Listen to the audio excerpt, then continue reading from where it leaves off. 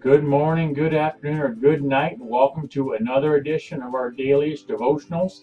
I am Pastor Brian, and I thank you for joining me again. Now, I have been trying to goat Tracy or Isaac or Alex into doing another one of these Dailyish Devotionals with me, and I have not been successful yet. I'm hoping maybe over the weekend we can get that taken care of, but we'll have to see. Trying to get the boys to do another one, but they're busy with school and homework and all that good stuff now. And Tracy said she's made her appearance. She doesn't need to do another one of those. So I think they're really just catching on that I'm trying to get out of a little bit more work. But anyway, I like that cartoon. If you just try to feed the 5,000 today, I'm a vegan, or is that gluten free? All right, time to stop kidding around and let's get on to our lesson for the day. Max's book, God Came Near. We've got another chapter. This chapter is titled Eternal Instance. And it's a short chapter, so this might make for a bit of a shorter devotional, I know, which could really sadden a bunch of you, but you could always watch it again if you didn't get enough. But the eternal instance, it was a good reminder for me of the things that I miss.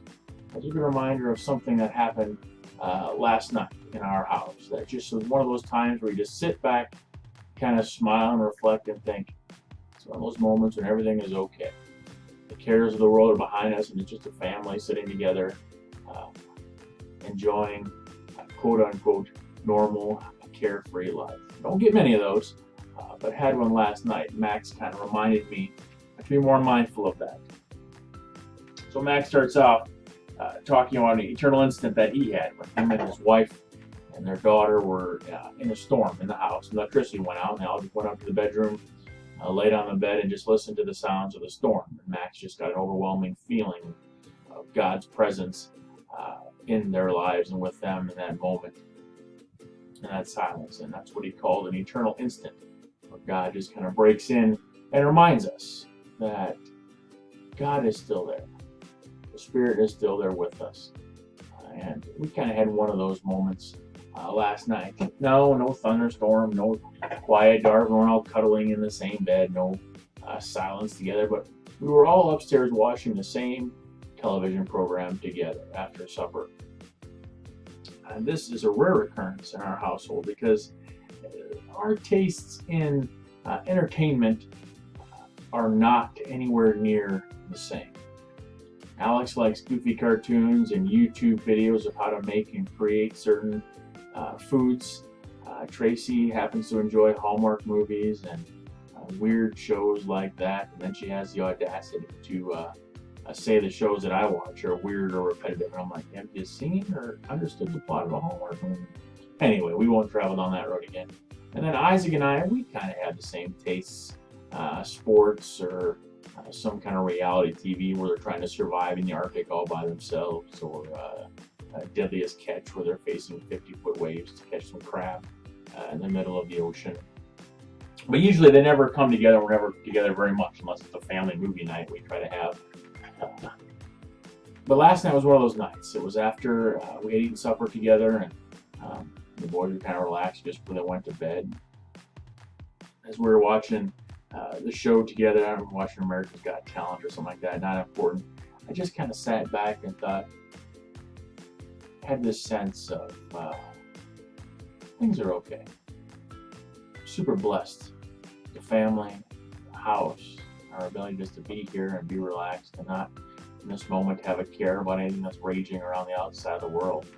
Just one of those reminders that things are okay. One of those eternal instants that Max describes in his book and says that everybody has. A moment that reminds you of the treasures surrounding you. Your home, your peace of mind, your health. A moment that tenderly rebukes you for spending so much time on temporal preoccupations such as savings accounts and houses and punctuality. A moment that can bring a mist to the manliest of eyes and perspective to the darkest light. Eternal instants have dotted history. When the Creator smiled and said, "It is good." When Abraham pleaded for mercy from the God of mercy, but if there are just 10 faithful. Noah pushing open the rain-soaked door to breathe in that first breath of fresh air. And the moment in the fullness of time when a carpenter, some smelly shepherds, and tired young woman stood in silent awe at the sight of the infant in the manger. Eternal instincts. We've all had them. You've had them. Maybe sharing a porch or a swing on a warm summer evening with a loved one or a friend. Seeing the face of a loved one in a candle over a candlelight dinner. Talking with a family member or a grandchild. Listening to them pray as they thank God for everything from caterpillars to grandma and grandpa. Such moments are necessary because they remind us that everything is okay. The King is still on the throne and life is still worth living. The next time an instant in your life begins to be eternal, let it. Soak it in. Resist the urge to cut it short. Don't interrupt the silence or shatter the holiness of it. You are in a very special way on holy ground. As life rages on, as life gets busy now with school starting and a bit of a sense of normalcy returning for a while at least, there's a great tendency to miss those moments, to not be able to slow down and even recognize those moments. And they might be anything for you. You might be driving in your car and a song comes on. You just get that sense of calm. Or you might just wake up in the morning and the house is still quiet. And you thank God for another day and another way to put your feet on the floor and move forward. Moments like that just remind us to be thankful for the blessings that we have, and to be thankful that we have a God that has promised to walk with us through the messiness of life.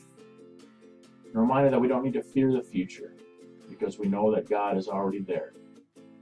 And that in the end, God wins and everything ends up okay. So I challenge you to stop, recognize those moments, and soak them in when they happen. But they're probably fleeting, probably hard to recognize, they're probably different for all of us. But find them, experience them, and be reminded of God's love for you and for everyone, and how every moment is truly a moment with God. Amen.